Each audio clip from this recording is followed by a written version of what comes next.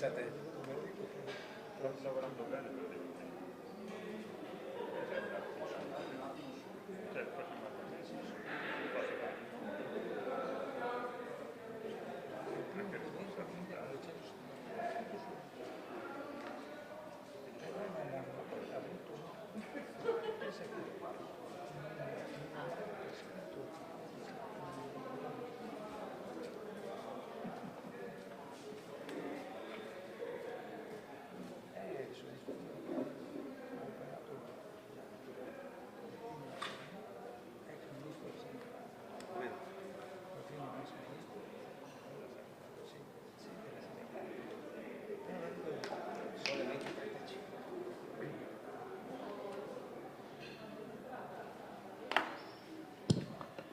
Buonasera, benvenuto a questo incontro che vuole accendere delle luci sui legami profondi, autentici che legano le persone, gli esseri umani, legami che magari sono anche capaci di resistere nel tempo. E a questo proposito mi ha colpito molto una frase di Don Tonino Bello, che poi vescovo, visse anche al servizio dei poveri, e la frase è questa: ci sono legami che non si consumano, perché non sono fatti di abitudini, ma di libertà. Non sono impasti di sangue, ma intrecci di spirito. Non sono prigioni, ma possibilità. Ecco, quindi questo è già uno spunto da cui partire. Questa sera ci accompagnano due uomini che hanno esperienze diverse, ma come tutti quanti hanno dei sentimenti. Quindi Eugenio Andreatta, responsabile comunicazione del meeting di Rimini, e Antonio Battistella, organizzatore mostre e meeting di Rimini a Conegliano. Ecco, io partirei subito intervistando, se ci possiamo chiamare per nome Antonio? Tony, e la domanda specifica che faccio a Tony è questa qui, molto specifica, cioè qual è il motivo che ha ispirato l'organizzazione di due mostre qui al Festival di Conegliano? Quindi qual è il messaggio che queste due mostre vogliono trasmettere in modo particolare? Prego Tony. Allora, tanto mi scuso perché io non sono un oratore, non sono molto preparato, quindi balbetterò anche forse, ma insomma dovete portare pazienza. Allora rispondo dicendo che partiamo subito dal titolo del festival: consumo, dunque esisto, no? E cos'è che consuma l'uomo soprattutto? Deve mangiare per vivere. E allora abbiamo gli organizzatori, soprattutto Alberto Gava, che è il presidente dell'associazione che si interessa di questo festival, che organizza il festival, abbiamo pensato a queste due mostre. La prima si intitola Naturale, artificiale, coltivato, quindi l'antico dialogo dell'uomo con la natura, e che a questo punto una mostra di questo genere viene a fagiolo a cadere con il festival, perché il festival parla proprio di consumo. E allora la mostra naturale, artificiale e coltivato fa una storia di quello che è stata l'evoluzione che ha fatto la natura da sola, naturalmente insieme, e quello che invece l'uomo è riuscito ad introdurre nella evoluzione della natura, attraverso la ricerca, attraverso la sperimentazione, soprattutto spinto da un grande desiderio di conoscenza. Conoscere e quindi coltivare e quindi sperimentare. E allora noi vediamo che tutta la mostra, la prima mostra della quale sto parlando, comincia a parlare dell'agricoltura. 10.000 anni fa c'è stata l'ultima glaciazione e dopo l'ultima glaciazione improvvisamente dei gruppi di uomini contemporaneamente e all'insaputa l'uno dell'altro sviluppano l'agricoltura in tutto il mondo. lo vediamo nella mezzaluna fertile, quindi nella pianura, nell'ambito tra il Tigri e l'Eufrate, lo vediamo in Cina, il riso e la soia, vediamo che poi si è diffuso in tutto il mondo, oggi è il legume forse più conosciuto in tutto il mondo, più utilizzato certamente, nella Mesoamerica dove abbiamo il mais, abbiamo il pomodoro, la patata, i fagioli, e quindi questo è all'inizio, no? L'uomo desideroso di sperimentare e prende le piante che sono selvatiche, le domestica, e quindi per esempio la pianta che essendo selvatica per sopravvivere deve lanciare i suoi semi, invece l'uomo seleziona un po' alla volta queste piante finché i semi, invece di essere dispersi, vengono raccolti, e sarà l'uomo stesso a piantarli, a seminarli in maniera in questo modo aumenta molto la produzione, ma aumentando la produttività aumenta anche la popolazione, e quindi c'è sempre questa continua ricerca di migliorare la resa di quello che viene seminato. Naturalmente parliamo di agricoltura, ma parliamo anche di allevamento, parliamo soprattutto, e questo è il tema della seconda mostra, ma viene accennato anche in questo, di quello che è stato il fenomeno del monachesimo, perché noi dobbiamo pensare che caduto l'impero romano d'Occidente, siamo nel 476 d.C., c'è stata ecco, qui possiamo anche adoperare una parola che adopereremo dopo, una desertificazione della società, completamente sbandata, per cui completamente abbandonato la coltivazione di campi, tutto. In questo momento che cosa nasce? Un grande fenomeno, il monachesimo, grazie a San Benedetto da Norcia. San Benedetto da Norcia e i benedettini, che poi sarà il tema della seconda mostra, che con le loro intuizioni, con il loro motto ora et labora, faranno progredire l'agricoltura e tutte le altre scienze, la matematica, l'astronomia, la botanica, la fitoterapia, la musica, tutto qua. E dobbiamo sempre ricordare che durante il Medioevo i cosiddetti secoli bui non sono stati dei secoli bui, sono stati dei secoli di grande intensità razionale. La teologia razionale di Tommaso, le università che sono nate, Padova 1222, Bologna 50 anni prima, la Sorbona a Parigi, l'Ovanio, e quindi io penso che visitare mostre di questo genere, una mostra come questa, oppure come quella di San Benedetto, della quale mi pare che non abbiamo neanche tanto tempo a disposizione per parlarne, però io penso che visitare queste mostre sia davvero molto istruttivo per chi vive periodi come questi in cui insomma abbiamo problemi molto importanti, a parte il fatto che siamo 8 miliardi di persone. Però chiudo con una battuta. 100 anni fa eravamo 1 miliardo di persone, no? E si batteva la fame, è vero? Si batteva la fame, noi ci ricordiamo 1890, anche prima 1870, ma soprattutto 1890-95, quanti veneti e non solo, quanti italiani sono andati all'estero. Il Rio Grande do Sul, Santa Caterina, su 4 milioni di veneti, discendenti di veneti là. Ebbene, oggi invece siamo 8 miliardi di persone, ma 6 miliardi sono indietro. Va bene? Ecco. Grazie Tony. Bellissimo dialogo uomo con la natura. E quindi Eugenio, la domanda che rivolgo a te è: consumo come fenomeno umano?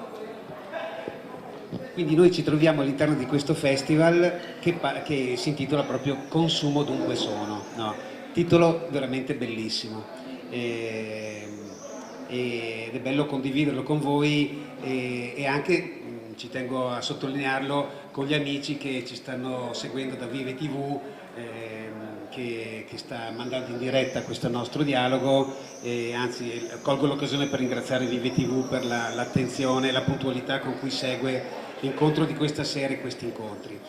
Allora, consumo come fenomeno umano. Io ho fatto una volta l'esperienza, io sono giornalista, di insegnare in una scuola di ristorazione, no?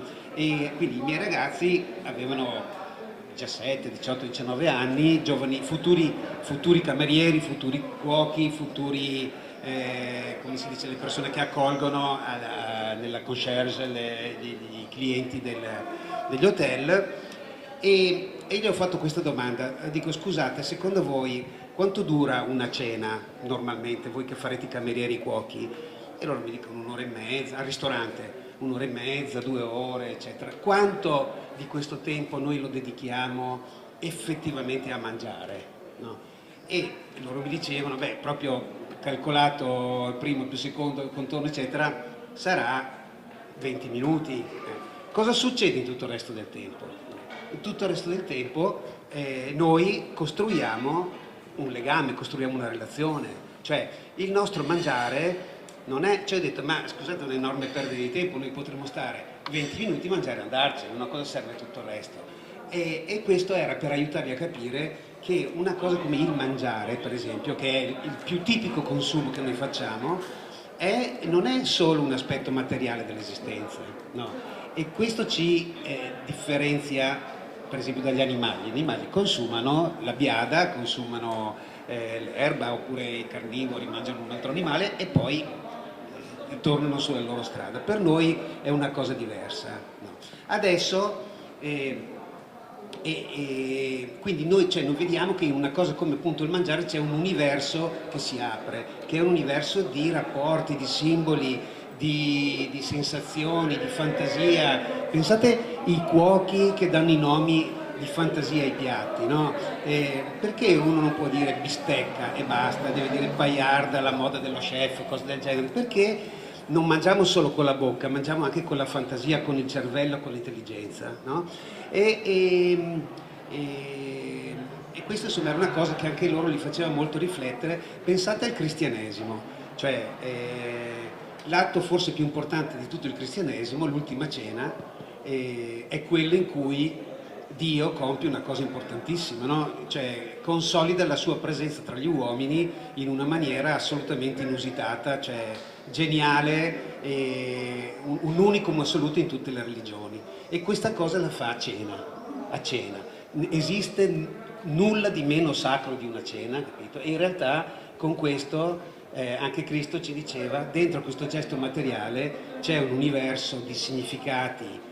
E che significati è il tuo rapporto con Dio materialmente nella tua carne che si apre, che si consuma. Quindi tutto ciò che è consumo, come tutto ciò che è umano, implica non solo un aspetto materiale. Tanto è vero che adesso andiamo al ristorante, sempre per rimanere nell'esempio del pranzo, e prima di mangiare cosa facciamo?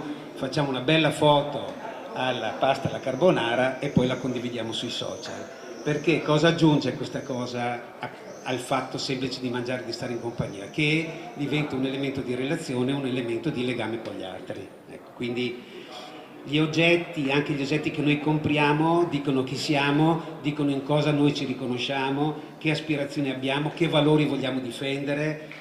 La scatoletta di pomodoro che scegliamo perché magari ci sembra che sia un po' biologica dell'altra, racconta del nostro universo di valori. E quindi il consumo in questo senso possiamo anche non rendercene conto, ma è qualcosa che va al di là di una semplice scelta materiale. Grazie Eugenio, quindi anche nel momento in cui si consuma dal punto di vista del mangiare noi cerchiamo di sopravvivere, quindi sopravvivendo, tentando di sopravvivere, nello stesso momento creiamo dei legami quasi inconsciamente. Tony, sono possibili, anche in base a quello che abbiamo detto e che hai detto fino ad ora, dei legami sociali in questa nostra società iperconsumista? Sono difficili ma sono possibili, perché la nostra è una società iperconsumistica, è vero, in tutti i sensi, in senso lato e anche nel senso di quello che oggi vediamo, il consumismo dal punto di vista tecnologico. Oggi la tecnologia ci sottopone a continui, bisogna sempre stare attenti al nuovo iPhone che esce, no? Il numero 6, 7, l'8, il 9, 10, 12, non ricordo neanche quanti siano ormai, e quindi è una società iperconsumistica, ma anche una società strana, quella che viene definita la società liquida. Mi pare che sia Bauman che parla di queste cose, no? Allora io sì,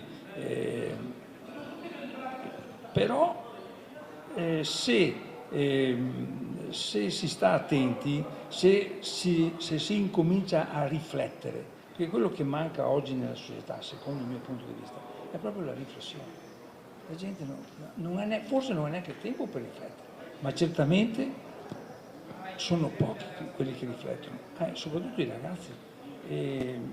Io vedo i miei nipoti che se non li stimolo hanno bisogno di essere stimolati. E vedo anche che quando sono stimolati i ragazzi poi riflettono, però bisogna essere stimolati. Rapporti nascono tra di noi se abbiamo degli ideali davanti. Allora io posso dire la mia esperienza, io come quasi tutti nel Veneto sono stato educato in una famiglia cattolica, quasi un cattolicesimo per tradizione, non un cattolicesimo convinto dal punto di vista culturale, per tradizione, e quindi un po' superficiale. Poi le esperienze della vita mi hanno portato a riflettere sul significato del dolore, per esempio. Io nella mia esperienza personale di papà ho avuto una bambina che all'età di 18 mesi si è ammalata di un'encefalite postmorbillosa e poi è vissuta come problemi psicofisici molto importanti fino all'età di 18 anni. Questo mi ha fatto riflettere. Probabilmente anche senza un'esperienza di questo genere sarei arrivato a riflettere lo stesso. Dopo ho avuto la fortuna, la grazia direi, di aver incontrato attraverso mio figlio minore, di aver incontrato il movimento di comunione e liberazione e di aver incontrato soprattutto di aver letto alcuni libri consigliati da mio figlio, in particolare in senso religioso.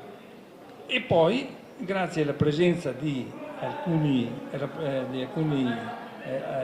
membri di questa fraternità qui a Conegliano, è nata l'amicizia.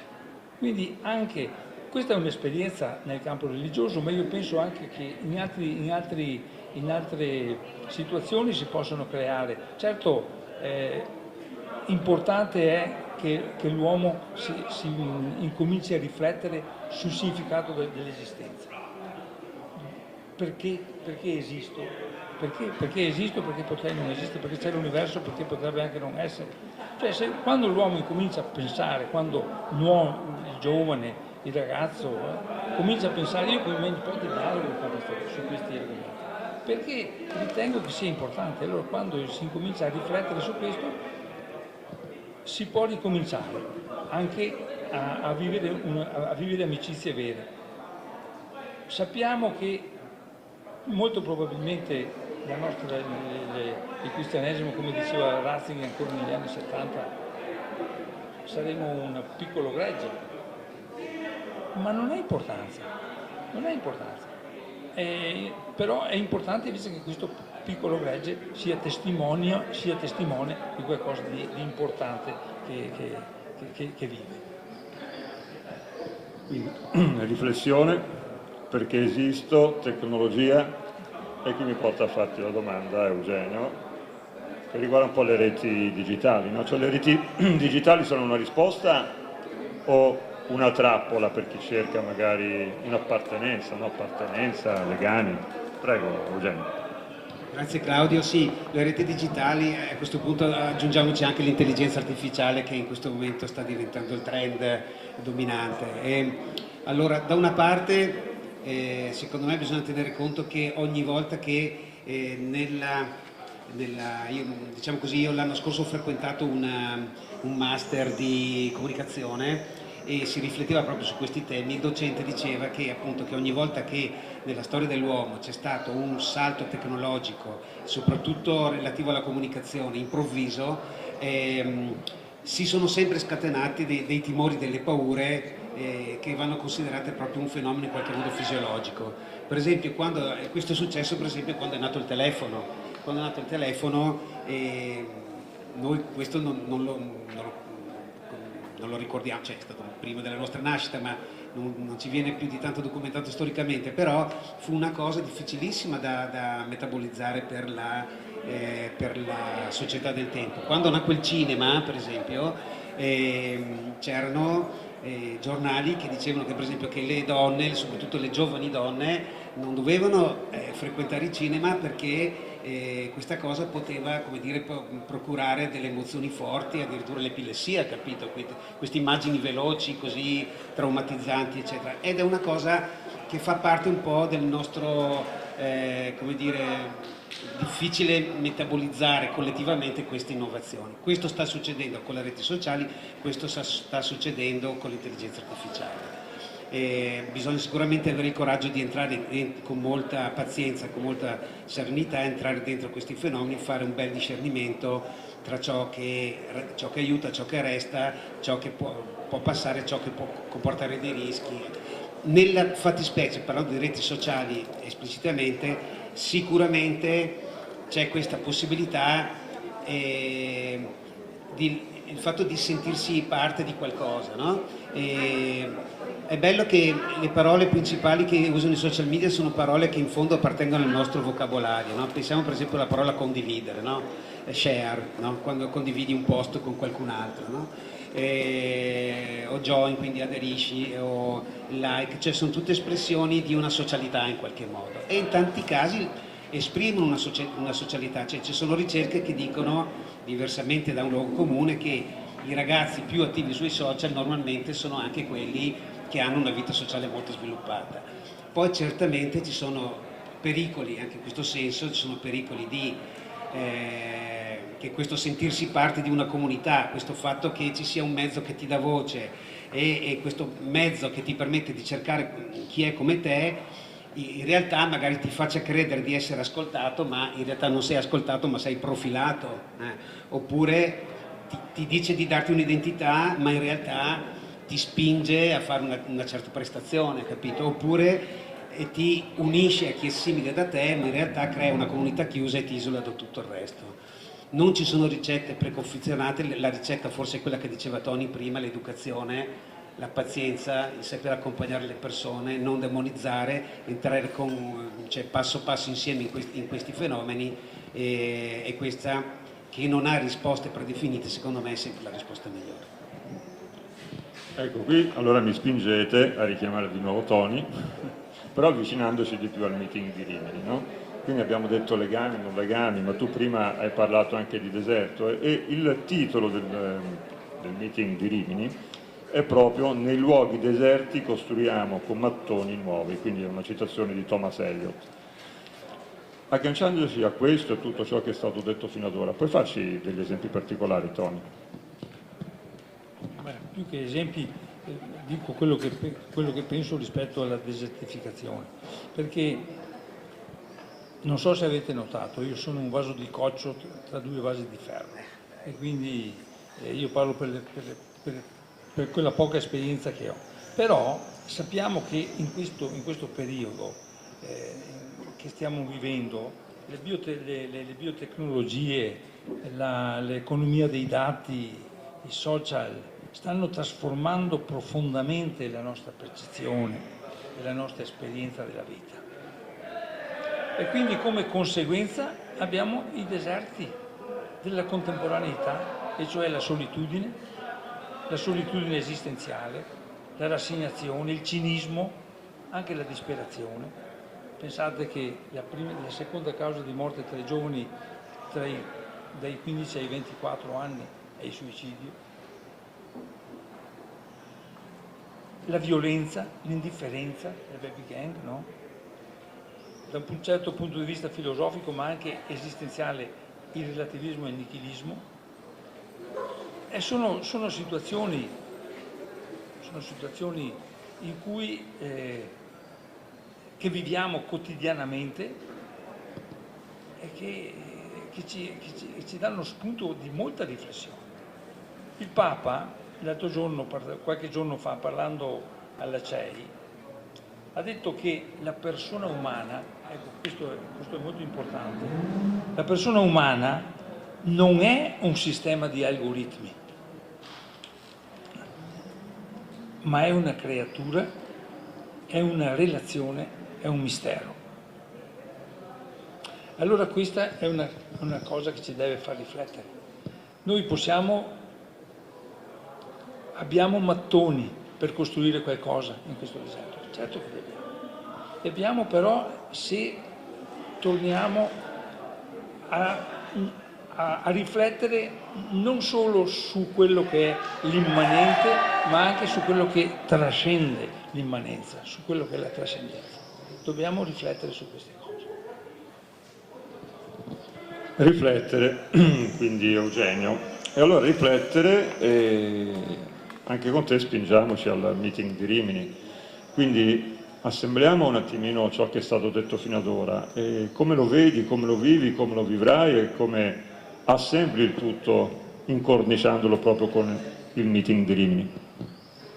Allora, faccio una piccola premessa su cos'è il meeting di Rimini, no? Quindi il meeting di Rimini, questa grande manifestazione che da 46 anni si tiene a Rimini e dura circa una settimana, più o meno la terza settimana di agosto, e propone un carnet molto ampio di incontri, di spettacoli, di mostre, iniziative per ragazzi. Quest'anno poi il padiglione del Villaggio Ragazzi sarà ancora più grande rispetto agli anni scorsi, sport moltissimo, e insieme la possibilità di stare insieme, quindi c'è anche l'aspetto della ristorazione, la convivenza, c'è questa cosiddetta vita meeting che è un po' il timbro caratteristico del meeting, cioè la socialità, la spontaneità dei rapporti che nascono in questa situazione, e ogni anno il meeting si dà un tema che è quello che Tony con eccessiva umiltà prima, perché l'ha spiegato benissimo, ha presentato, no? Il tema quest'anno appunto: nei luoghi deserti costruiremo con mattoni nuovi.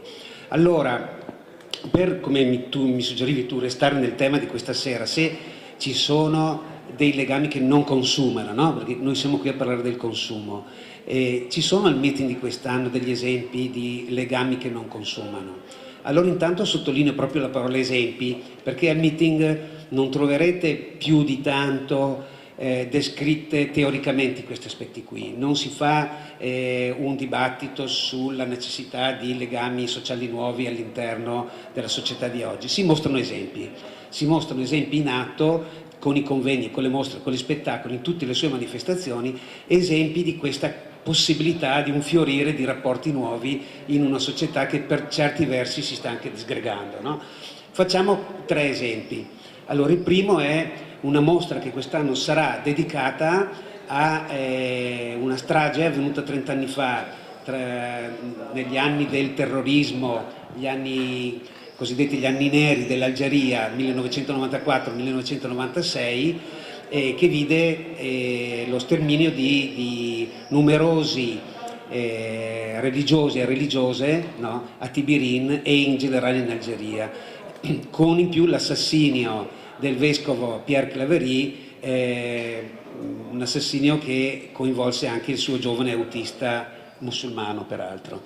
E questa è una cosa molto molto significativa, perché voi pensate, questi erano monaci. Il monacos in greco vuol dire solo, solitario, quindi il monaco per definizione è una persona che non cerca il legame sociale, in certo senso vorrebbe da dire l'antitesi del legame sociale. Però, come ha detto benissimo prima Tony rispetto alla mostra su San Benedetto, queste persone che coltivavano solo la verità del rapporto con Dio e del rapporto con se stessi, quasi senza querer deum, ora et labora, quindi ora, quindi vado alla radice di quello che sono, profonda, elabora e modifico la realtà a partire da questo, hanno quasi senza volerlo creato dei legami forti in una società, in un deserto, perché loro erano fisicamente in un deserto, e in una società fatta di persone solo musulmane.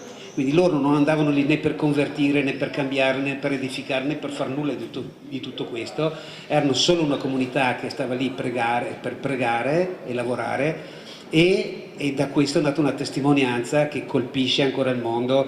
È una mostra che vi consiglio perché sarà molto molto toccante e molto bella.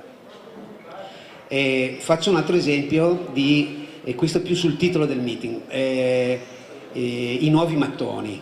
Allora, ci sarà quest'anno al meeting una mostra scientifica che parla dei nuovi materiali, no?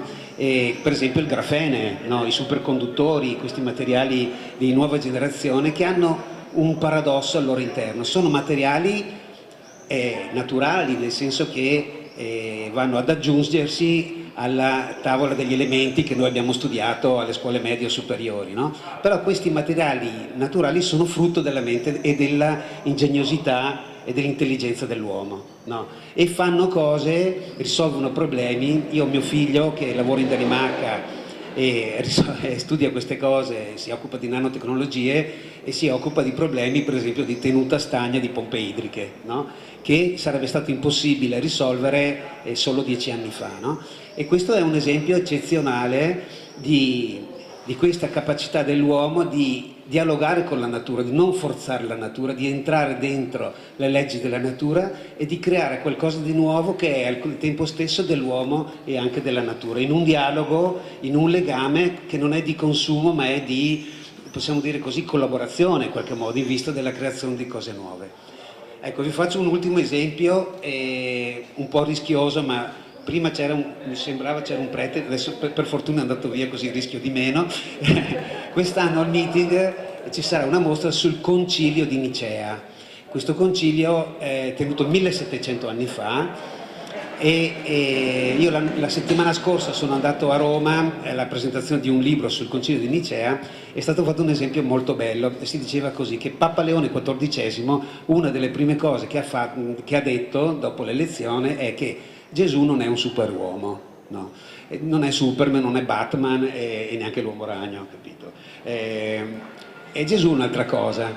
Cosa vuol dire che Gesù non è un superuomo? Vuol dire che per noi che viviamo nella società liquida di cui parlava Tony, una società che ci è difficile da capire e non solo perché magari noi abbiamo superato i 60, magari anche i 70, capito?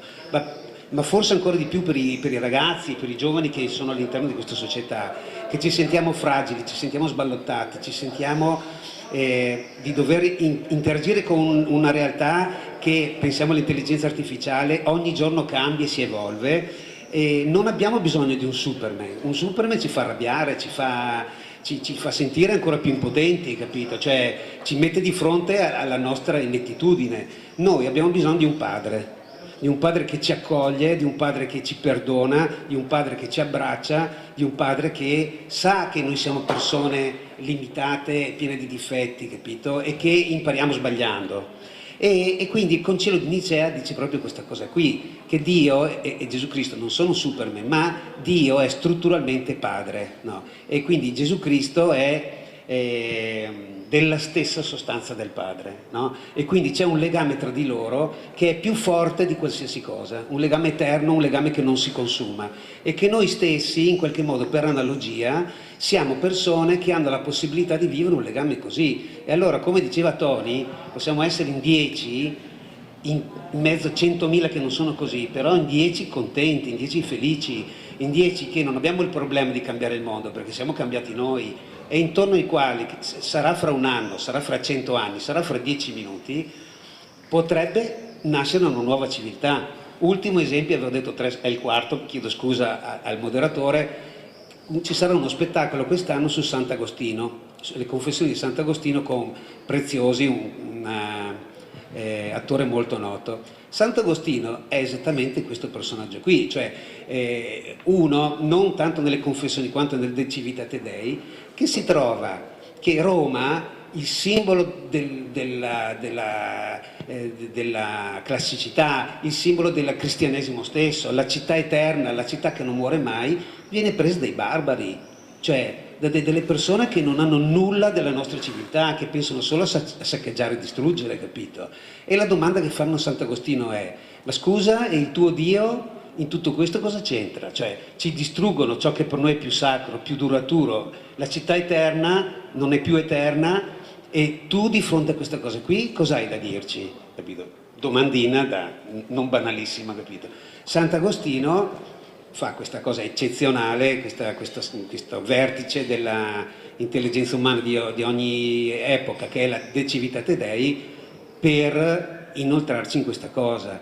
Però lui era uno che, in forza della sua appartenenza, sapeva stare di fronte a una crisi che forse non era tanto peggio di quella che viviamo noi in questo momento qui, insomma, perché era una crisi che metteva in forse tutti i fondamenti della convivenza. Ecco, ho fatto 4 esempi perché qui non possiamo passare tutta la serata a parlare del meeting, però il meeting è un posto così, il meeting è un posto in cui ogni angolo, ogni cosa, anche lo spettacolo per ragazzi, anche i giochi per ragazzi, lo sport, tutto vuole dire che c'è una chance di questo genere dietro l'angolo. È bello il meeting andare, come fanno tanti, anche senza un programma preciso, e farsi un po' colpire, interrogare da quello che succede. Grazie Eugenio. Tony, ora mi riaggancio io a qualcosina che ha detto fra le righe Eugenio, ma anche qualcosa che hai detto tu. Però tu sei di Conegliano, quindi la domanda che ti faccio è anche un po' personale, qui la tua risposta può essere a 360 gradi. Quindi Tony da Conegliano a Rimini. Beh, sì, parlo della mia esperienza, perché mi pare che per quel che riguarda il meeting Eugenio sia stato molto, abbia detto tanto, non dico, non può essere stato esaustivo perché c'è tante cose da vedere lì, però ha detto tanto, e comunque quello sufficiente per far capire che cos'è il meeting. Per quel che mi riguarda, il meeting viene presentato a Conegliano dal 2000, quindi sono 25 anni che lo presentiamo. Però, guarda caso, io nel 2000 non ho assistito alla presentazione del meeting, non ho neanche saputo che c'era, anche perché in quel momento lì io non facevo parte del movimento. È stato mio figlio che da Padova viene a casa e mi dice: ma papà, hanno presentato il meeting e noi non sappiamo niente. Tu non sai niente, io cosa c'entro? E invece poi allora abbiamo conosciuto il responsabile del movimento della diocesi, che è qui presente, Andrea Baffoni, il dottor Baffoni, e siamo andati in ospedale dove lui lavorava come ginecologo a conoscerlo, ci siamo presentati. E poi allora sono andato anche, una volta conosciuto il meeting, sono venuto a sapere dell'esistenza del meeting e venuto a sapere di che cos'era il meeting, ho voluto andare a vedere di persona che cos'era il meeting. E quindi sono andato una volta, sono andato 2 volte, sono andato 3 volte, ci sono ritornato tante volte. E anche adesso, nonostante l'età, perché la mia è un'età un po' altina, ma comunque non ha importanza, però anche adesso sono stato l'anno scorso un paio di giorni, 2 anni fa, e quest'anno ritornerò anche volentieri, dopo poi aver sentito quello che ha appena illustrato l'amico Eugenio, con ancora maggiore voglia e volontà ritornerò molto volentieri al meeting. E qui arriva un po' l'importanza. Ah, prego. Volevo solo dire che alla fine quello che lega il meeting è l'amicizia che si crea tra di noi. Che si crea, cioè quelli che vanno al meeting è perché sanno che lì trovano l'amicizia. L'amicizia nasce come etimologia che ha a che fare anche con l'amore, ma con l'amore cristiano, che è un amore agape, cioè amore che si dona gratuitamente senza pretendere nulla in cambio. Questa è l'amicizia che si respira al meeting. Scusa se ti ho interrotto. Di nulla, anzi, amore gratuito meeting, quindi si torna lì, legami, però tutto questo poi va comunicato, l'ha detto Tony, se qualcuno, in questo caso il figlio, non gli avesse parlato per la prima volta del meeting, magari oggi non sarebbe neanche qui a raccontarci le sue esperienze, no? Magari sarebbe al mare, non so, in spiaggia. Però la comunicazione è importante, Eugenio, quindi il dietro le quinte, cioè cosa vuol dire comunicare nel e per il meeting di Rimini? Perché non è una cosa proprio tanto semplice, se non sbaglio. Allora, intanto, scusa, spendo proprio 10 secondi per dire che mi piace proprio molto quello che ha detto adesso Tony, perché il meeting è proprio, potremmo definirlo una rete di reti per certi versi, perché tutto quello che si fa al meeting nasce da rapporti, da contatti, da amicizie che si creano, ma lo stesso programma dei convegni, degli spettacoli, cioè io che lo vedo nascere giorno dopo giorno, è questa passione comune per un luogo costruttivo, bello, capito, che può unire la gente, che può dire qualcosa di significativo in un momento in cui ce n'è bisogno, e questo è mettersi insieme per portare il piccolo mattoncino della costruzione del meeting. Questo è veramente incredibile, perché anche la ristorazione, pensate che sono ristorazioni che nascono da gruppi di amici che dicono andiamo a fare il ristorante pugliese, no? E così nasce una cosa, gli amici di Alcamo, che è il punto della ristorazione più gettonata da sempre del meeting, con le specialità siciliane, è nato così, no? E, chiusa parentesi, quindi mi riconosco molto in quello che diceva Tony. La comunicazione del meeting, nasce così anche la comunicazione del meeting, perché è comunque un network di network, è un passaparola, è un coinvolgersi dentro una cosa bella. Adesso per ragioni di privacy non faccio nomi, però qui tra di noi questa sera c'è una persona che quest'anno verrà a fare la volontaria, quindi ho già svelato il genere, al meeting di Rimini, e mi diceva: sai Eugenio, torno dopo tanti anni. Stamattina mi sono svegliato e ho detto che bello, vado al meeting, vado a fare la comunicazione al meeting di Rimini, e questa cosa mi ha dato adesso non ricordo la parola esatta, però una spinta, una carica, una motivazione, no? Ma è per tutti che così. E poi c'è questa situazione stranissima per cui durante l'anno che fa la comunicazione del meeting siamo una persona, 5, perché l'1 sono io e il 5 è la mia collega Filomena, che è un part-time, quindi in 2 mandiamo avanti, insomma, questa comunicazione, facciamo i social, facciamo il sito, facciamo i rapporti con i giornalisti, creiamo gli strumenti, eccetera. Al meeting questo 1,5 diventa più di 170, perché la comunicazione del meeting è fatta di 170 volontari che fino al giorno prima facevano gli insegnanti, qualcuno faceva perfino il giornalista, facevano gli ingegneri, gli studenti, facevano tutt'altre cose, e che arrivano al meeting e diventano la più, credo, numerosa, il più numeroso ufficio stampa che ci sia in Italia, almeno per una settimana, perché non so, tu sei del mestiere, ma non credo che ci siano uffici stampa con 170 persone. Per cui collaborando, costruendo, portando idee, portando iniziative, rinnovando i format, facendosi scuola. Io ho i miei fotografi, e sono 40, che si vedono durante l'anno, si confrontano, si portano le foto, si creano i manuali, capito? Ma c'è una passione di costruzione che è una cosa che andrebbe raccontata, ma è difficile da raccontare perché è un sottobosco incredibile, cioè si vedono solo alcuni frutti di questo lavoro sotterraneo, che però dura tutto l'anno, ed è un lavoro bellissimo. Io 8 anni fa ero rimasto senza lavoro, sono andato da una consulente del lavoro e mi ha detto: cosa ti piacerebbe fare? Cioè, sai, a volte si trova lavoro anche col metodo del lavoro ideale. Qual è il tuo lavoro ideale? Io ho detto: a me piacerebbe molto fare il responsabile della comunicazione del meeting, capito?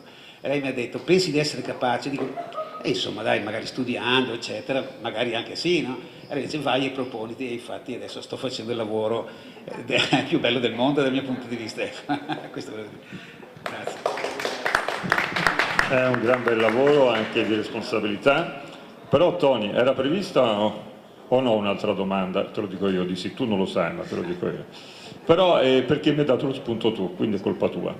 Tu prima hai parlato di legami liquidi, me l'ha detto anche in privato, mi hai ripetuto un'altra volta liquidità dei rapporti, dei legami. Ecco, Ci puoi dire cosa intendi per questo tipo di liquidità nei rapporti umani, nei legami?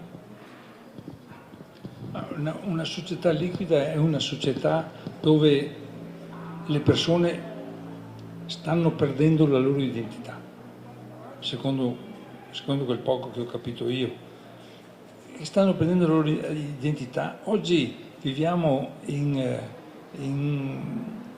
una società, lo vediamo, no? Certi valori anche non solo religiosi, ma anche proprio umani, che resistevano fino a 20-30 anni fa, sono venuti a mancare. Per esempio,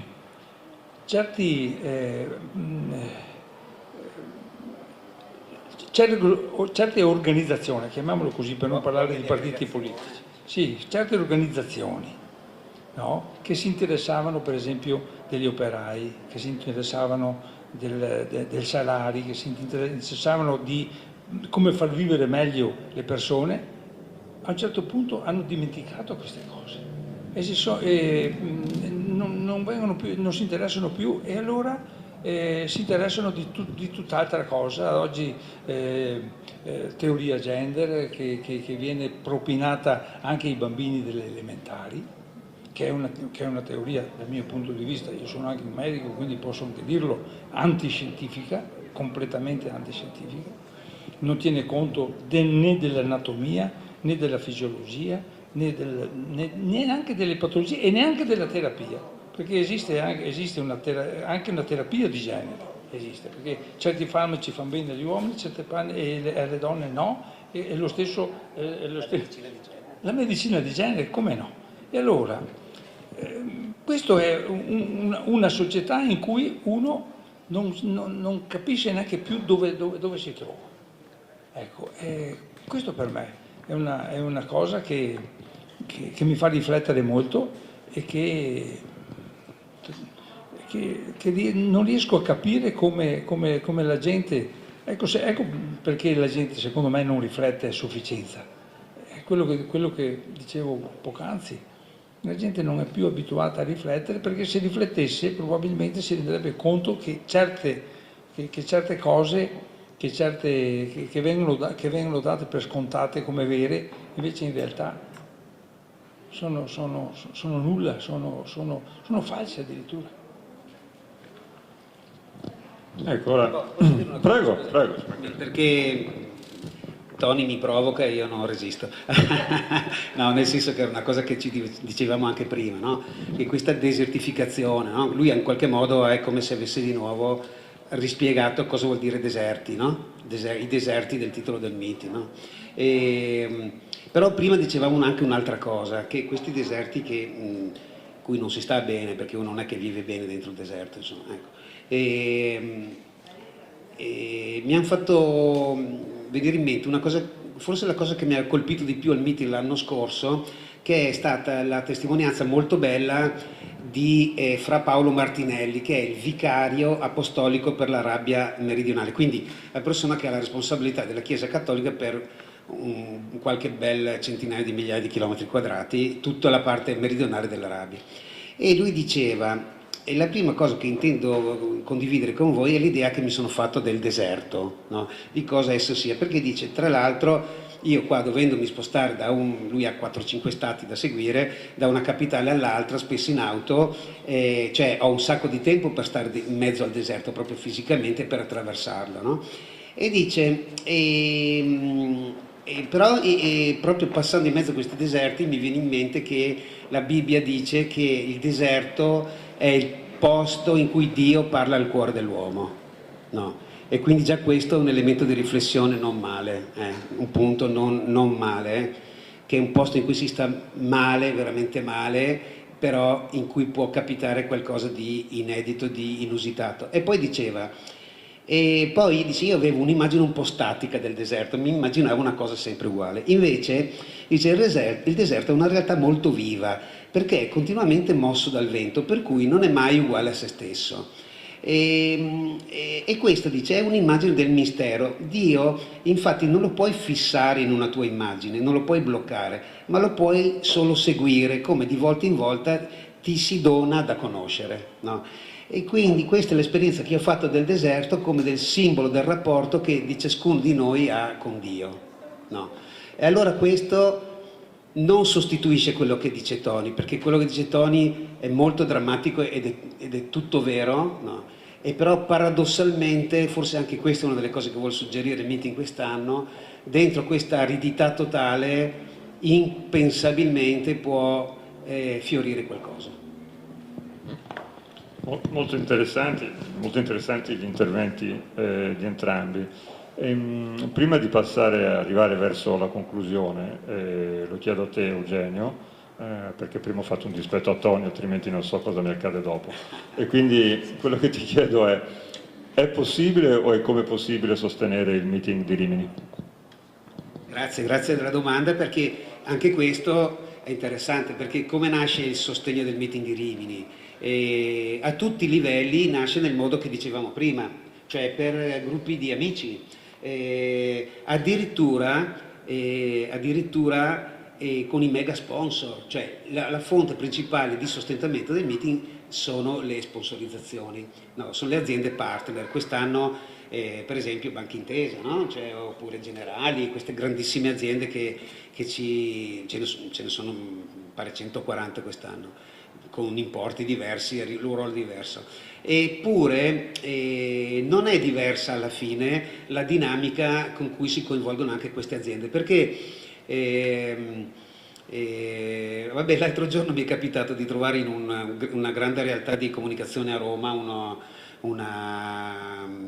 come si può dire, uno studio di comunicazione di grande rilievo, vedo, e un dirigente di della più grande, non faccio i nomi per privacy, ma la più grande realtà italiana nel campo della sicurezza proprio delle abitazioni, eccetera. E sono stato presentato dal dottor Andreatta, il responsabile della comunicazione del meeting. Ah, dice il meeting, ma che bello, ma ci siete ancora, ma c'è ancora quella persona che segue il commerciale, sì, ma come sta la famiglia, eccetera. Cioè si vedeva che a lui la domanda che aveva nei confronti del meeting non è ancora interessante per me dal punto di vista della sponsorizzazione, ma lì è nato un legame significativo e mi chiedeva di questo amico, peraltro una sagoma incredibile, simpaticissimo, che seguiva e segue tuttora una parte del commerciale del meeting.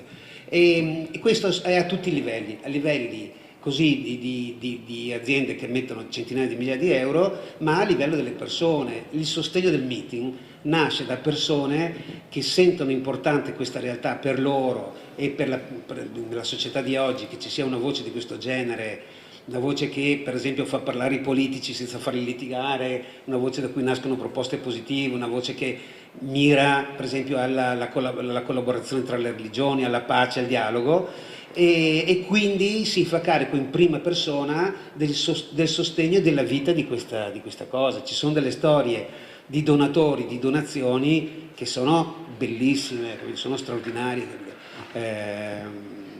Vabbè, io ho scoperto che un mio figlio, per esempio, non lo sapevo, io non sono un grande donatore, ho scoperto che un mio figlio ogni mese dà 10 euro al meeting, capito? Io questa cosa non lo sapevo, me l'ha detto l'ufficio donazione, mi dice ma questo Andreatta è tuo parente? Dico sì, è mio figlio, perché ogni mese manda 10 euro al meeting. Dico guarda, che legame è nato lì, cioè che cosa è nato tra quel ragazzo e questa realtà, no? E quindi noi possiamo fare lo stesso anche qui stasera, donando, perché l'incontro di questa sera è all'interno di Meet the Meeting, questa serie di incontri, ce ne sono centinaia in tutta Italia, come quello di stasera, in cui si presenta il meeting, ma si presentano anche le regioni per sostenere il meeting, e quindi c'è la possibilità di fare una donazione ricevendo in cambio del vino, che in tutta Italia è sicuramente buono, ma qui a Conegliano, cioè, tocchiamo i vertici assoluti, per cui insomma non c'è competizione, giusto? Siamo anche patrimonio dell'UNESCO, giusto? Per cui, ecco, per cui insomma, sono riconoscimenti assolutamente autorevoli. Per cui se volete, dov'è Tony? È lì alla mostra praticamente? Si può fare? Sì, okay. È lì alla mostra, si può fare liberamente una piccola donazione al meeting e ricevere in cambio una bottiglia di straordinario prosecco di Conegliano. Ottimo, io direi che questa sera sono nati anche tanti spunti di riflessione individuale, no? Soggettiva, quindi possiamo arrivare alla conclusione con una consapevolezza che i legami sono quelli che ci aiutano anche a capire chi siamo veramente. Vorrei concludere con un'altra citazione di Don Tonino Bello che dice: ci salveremo insieme o non ci salveremo. Quindi ringrazio ancora Eugenio, Tony, Vive TV che ha organizzato la diretta e se c'è qualche domanda, altrimenti grazie a tutti e buona serata. Grazie a tutti.